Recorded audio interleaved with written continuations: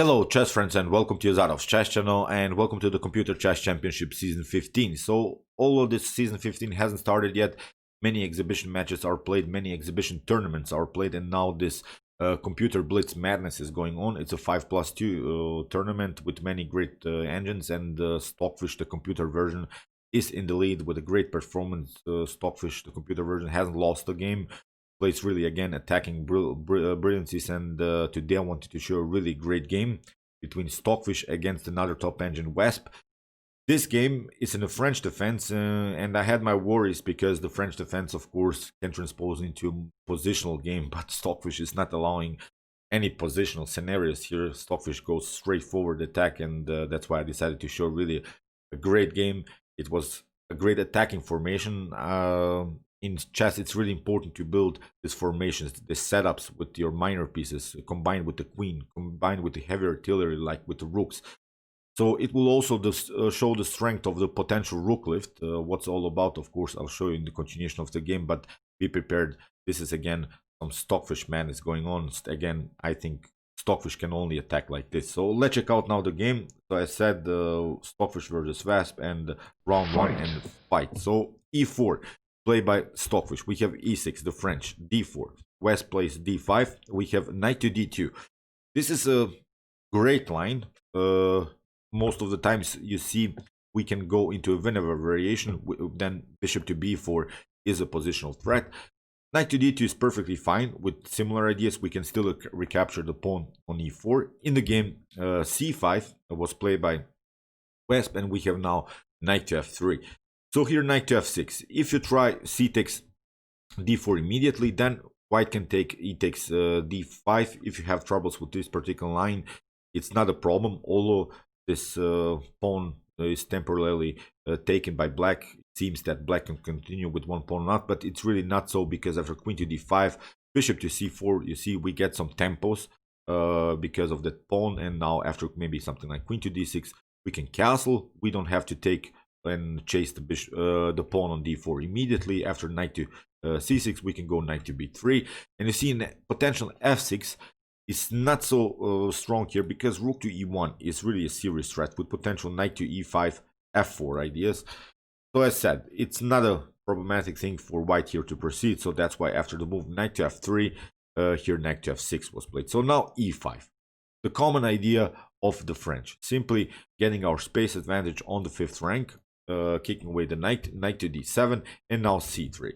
And again, we have the so-called blocked pawn structure in the center. It means that the pawns cannot move in the center, and it's obvious that white will coordinate the attack on the king side, because the pawns are showing us the direction of the attack. Again, black will try and attack on the queen side, because black's pawns are directed to the queen side. So it's simple as that. But there is always this main strength of white in this position. We have already occupied our opponent's 5th rank, so it's a space advantage. That's why I really don't like to play the French. It's simple as that. So although there are many great players who can make something happen in the French defense, still I wouldn't suggest maybe beginners to play the French. And I've seen now my nephew has participated in the Croatian National Chess Championship U15, and I've seen now how kids are really getting demolished. And I was so mad when I saw that one kid got lost a game in 10 moves, the French defense, because his coach suggested him to play the French. And you should be really familiar with these positions, these improvements of the position of particular pieces, maneuvers of pieces. And I don't think that a kid, when it starts, can really start to play the French. You have to be really familiar with great chess concepts in order to make something happen with the black here. So that's why, as I said, please don't play the French, at least when you're a beginner. Try maybe some more open lines like the Sicilian, maybe Rui Lopez or something against e4. Really, this normal setups. This can be really a problematic thing here. Stockfish will expose all of the weaknesses of the French. So after knight to c6, we have bishop to d3, here bishop to e7. If you try c takes d, and if you try to chase the bishop with knight to b4, still we can maneuver our bishop to b1, play something like a3 b4, kicking away the knight, but still there is always this problem You see both of these bishops are aiming on the king side. Here the knight can come into the game, followed with the queen to h5. So this is the setup that I've talked about. Now, if black castles on the king side, this e5 move is not allowing some other defenders in front of the king. Black would love to have, of course, the knight on f6. Then black could defend somehow, but you see this e5 creates really this enormous pressure on the king side. So that's why, as I said, I wouldn't suggest a beginner to play the French. So bishop to d3, we have bishop to e7 castling. a5. Now comes a very important move, a4. So what you shouldn't allow here from white's perspective is somehow that black moves the pawn on b5 and cracks the position with the move b4. So that's why a4 stops a little bit of progress on the queen side. We have castling, and now rook to e1. The idea behind this move, rook to e1, is to get our knight here to f1, maybe to g3, and then knight to h5. Again, combined with his bishops, black has some trouble, so that's why it's very important to liberate this dark square diagonal. This bishop on c1 is a little bit blocked out by its own knight, so it's very important to liberate it. So this rook to e1 is also supporting our main strength. It's of course the pawn on e5, because there is also the problem. In some occasions you'll see black will crack the position with potential f6, but after e takes f6 there would be again the weakness on e6. So as I said, it's really not easy here for black to make something. In the game c takes d, knight takes d, c takes d4, and now knight to b5. We have bishop to b1, and now b6. Here, okay, black has cemented the knight on a very active square, but the problem is nothing is going on the queen side. So the only weak square that we have in the position is the square d3. So that's why Stockfish prevents some knight to d3 ideas with rook to a3, because bishop to a6 and followed with knight to d3 would be a positional threat here by black. In the game, bishop to a6 come now, and now h4. Great move here by Stockfish. If you try to take bishop to h4, it's game over here for black. Knight to h4, queen to h, and now rook to h3.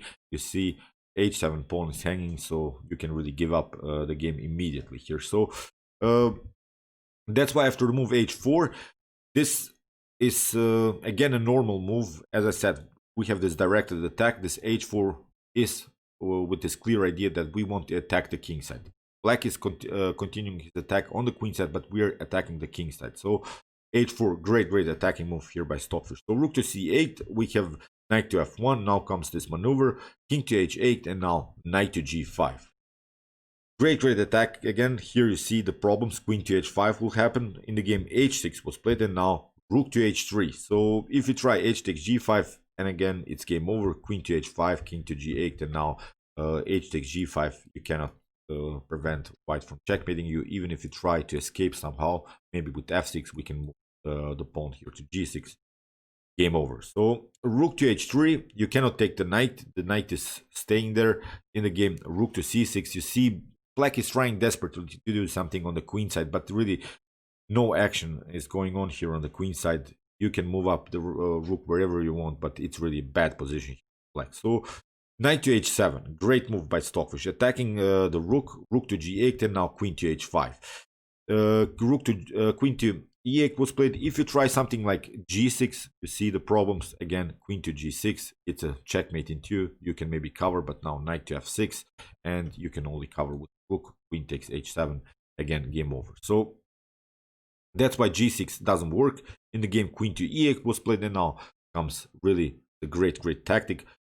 Here, I hope you realize, you see this knight is here on the king side. Both of these bishops are here. The rook is on the h file. Still, this rook can also come into the game. Maybe rook to e3, rook to g3 is also a possibility, because black doesn't have any counterplay here on the queen side. Here comes bishop takes h6. That has to hurt really, because you have to take, but here Wasp tries g6, tries to kick away the queen.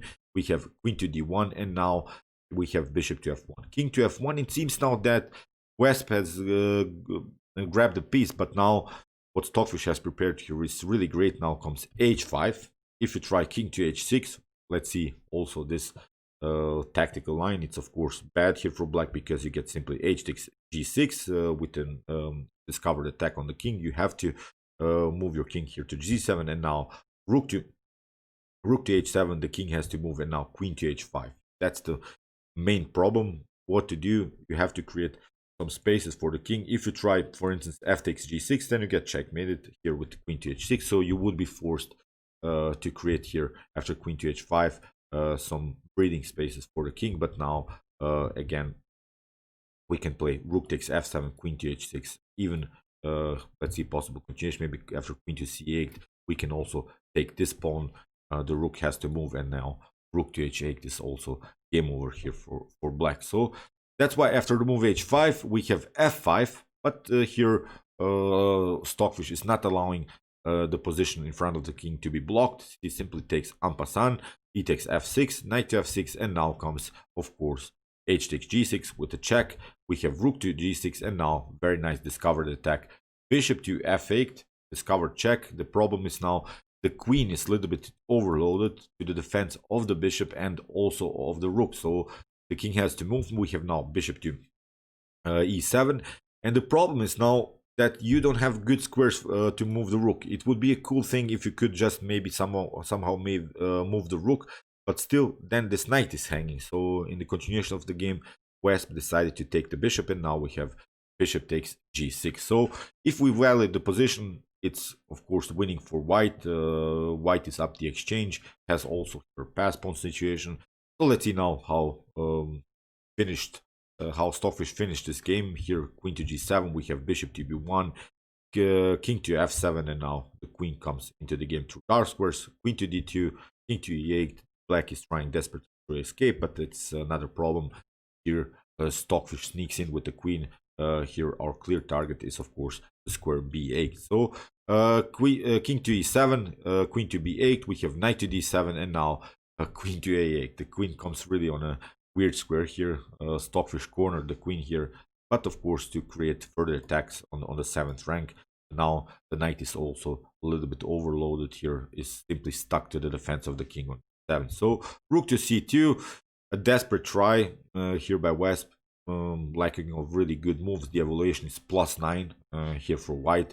So here king to g1, we have a queen to f7, and now Stockfish simply takes rook to d1, king to d6, rook to c3. Of course, this rook comes out also very actively into the game. Queen to h5, and now f3, simply cutting off the connection here between the queen and the rook on d1. Here knight to b4, and now queen to b7. Really, it's a lost game, but I'll show you just this couple of moves a little bit faster.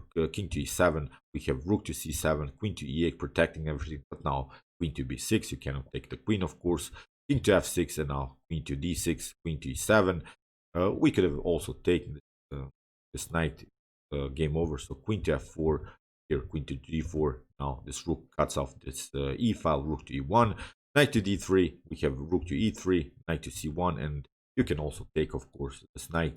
It's really a bad position anyway. f4, we have knight to e2, rook takes e2, king to f7, f5, splitting the pawns in front of the king. We have knight to e5. You see, really desperate tries. F takes e6, king to e8, queen to g8, queen to f8, rook to c8. Here checks, and here it was game over. So, but let's go back. These are really bad moves. Black didn't have any good moves anyway. I really like this idea here, bishop to b1, and after b6, rook to a3. That's the move I really liked, again with potential h4 moves. You see knight to f1, rook to h3, similar stuff. Great attacking formation again by Stockfish. And that's the problem, as I said, of the French defense. You're really lacking of defenders here in front of the king, because the e5 really kicked away this knight. I'm not seeing good counterplay attack possibilities here for black, because the pawn structure is symmetrical. You cannot create dynamics. The only desperate try really that you have is this bishop to a6, maybe knight to d3 idea, but you saw Stockfish defended that and created this very nice attack and won the game with a great tactic. So okay, I hope that you enjoyed this game. For those who have troubles maybe to play against the French defense, this is also a very instructive chess game, I think. If you want to see more brutal games like this, check out my commented chess games played by computer series. Here's the link. And if you want to see humans battling in their best chess games of all time, check out my best chess games of all time series. And if you like this content, you can also subscribe to my channel. you soon with some more videos, and chess is the best of